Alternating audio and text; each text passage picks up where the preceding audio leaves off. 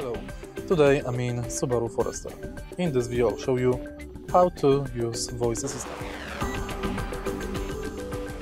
In the beginning, take a look at the left side of the steering wheel.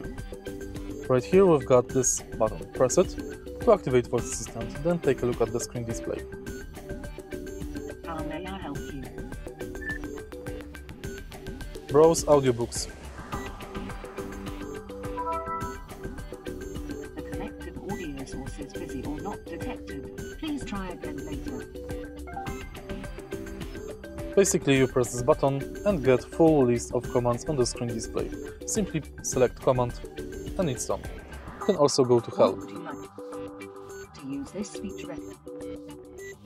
speech Also, you can switch between audio, telephone, aha and mine commands. If you find this video helpful, please leave like, comment and subscribe.